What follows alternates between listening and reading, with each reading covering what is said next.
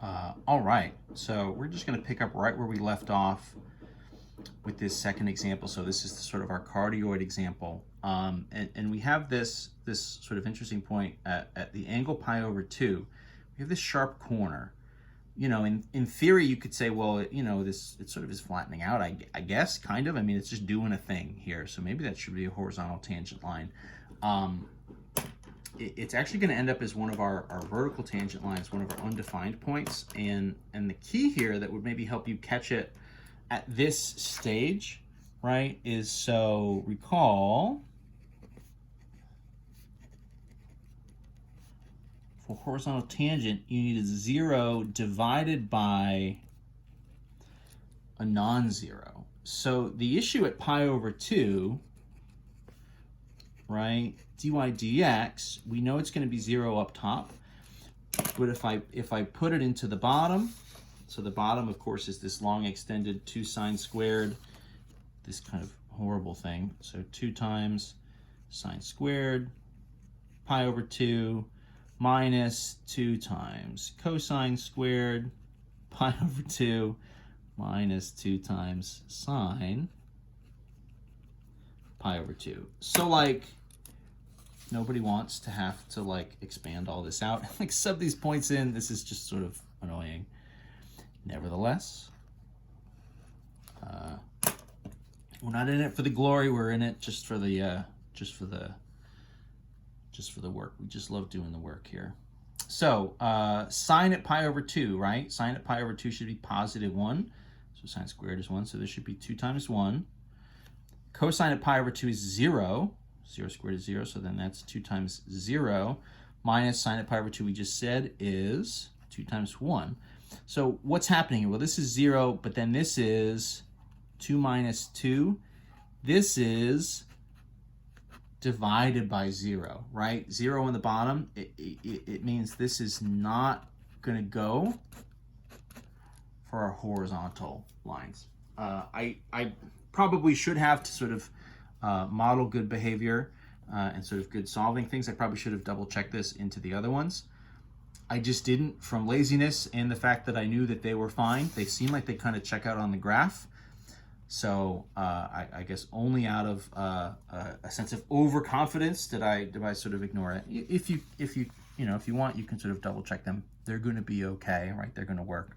But that's sort of what's happening at pi over 2. So in theory, what's going to happen here is that pi over 2 is going to show up in the next stage, which begins right now, which is finding our vertical tangent lines.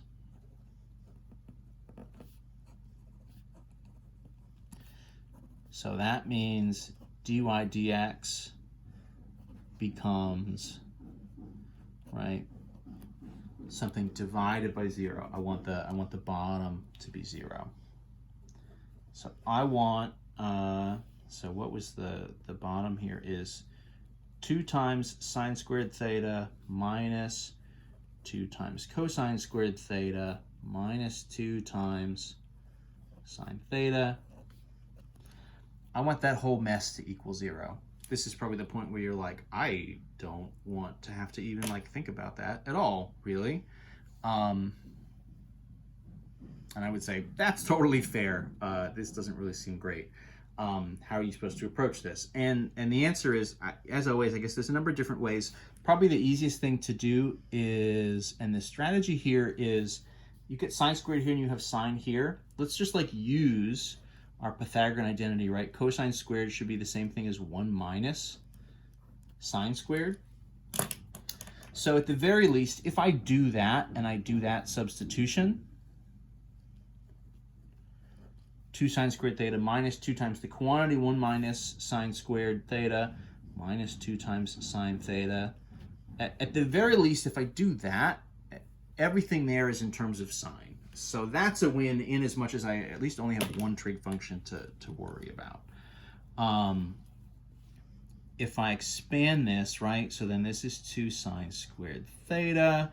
This is, right, kind of minus 2. This would be plus 2 sine squared theta, right, and then minus 2 sine theta equals 0.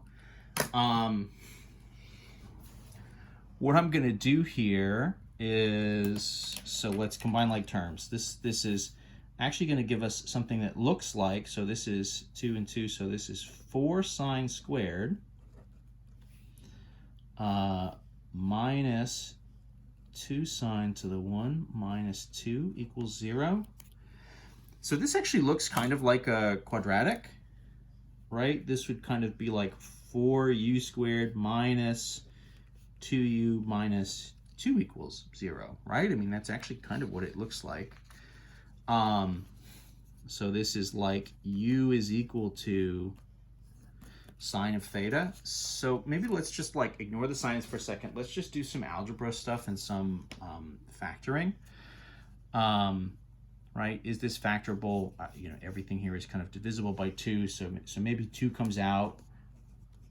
2u squared minus u minus 1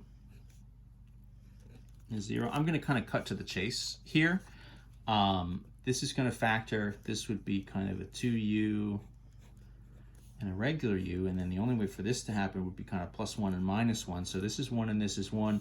I just need to figure out where the minus and the plus needs to go. I need this middle term to be negative, so I want minus 2u and plus 1u. So that's really what I'm working with. If I sort of resub that then back into trig stuff, that's 2 times sine theta kind of plus 1, and then this is sine theta minus 1 equals 0. Right. So this is all, I mean, this is kind of pre-calc stuff, right? This is sort of just like solving this trig equation, which, you know, as always with trig, kind of it just relies on you being clever and like doing some of these substitutions. You kind of just like throw stuff at the wall and see if it works. If it doesn't, then you sort of try again.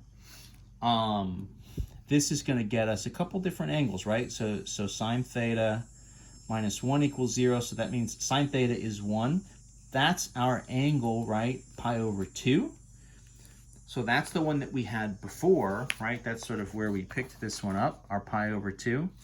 So what happens here is our like vertical tangent line really kind of like overtakes what would have been, you know, in theory, a horizontal tangent line based on just the numerator by itself. You know, that vertical tangent line, if you have a division by 0, that's like very powerful. 0 on top is fine. It makes the whole thing 0. But a division by 0 is like, that's like a kind of a catastrophe in some sense, these vertical lines. So pi over 2 gives us a vertical line. It's a little bit maybe counterintuitive, but the idea is that with those two pieces kind of coming together, I guess the compromise in some sense is a vertical line. So our tangent line there would be sort of straight up and down. If we're going to anticipate, you know, where else are we going to get those? Well, probably we're going to get verticals somewhere here. Here and here, right? Maybe kind of somewhere in quadrants like 3 and 4. Let's see if that syncs up with what's happening with the rest of this. Well, 2 sine theta plus 1. This means that sine of theta, if we kind of rearrange this, would need to be negative 1/2. So that's going to get us versions of pi over 6 in quadrant 3 and 4.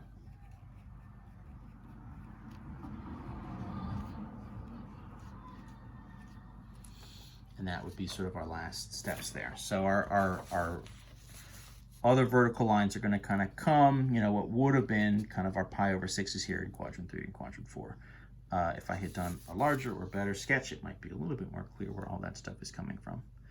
But that's the move. That's the basics. You know, you're not going to have to do tons and tons and tons of these on the homework. There's only a handful. Obviously, these like take a few minutes. This is like you know, multiple videos to just do like 2 of these examples. Lots of sines, lots of cosines. You're not going to be asked to do concavity stuff with this. In theory, like you could do different concavity type problems. Do a second derivative using some of those same kind of techniques. Obviously, that's going to get even longer. So we'll just do first derivative stuff for now. Look at these tangent lines. And that's where we're going to wrap the course. That's where we're going to kind of end Calc 2. So it's been fun. Enjoy. Thank you very much. We'll see you next time.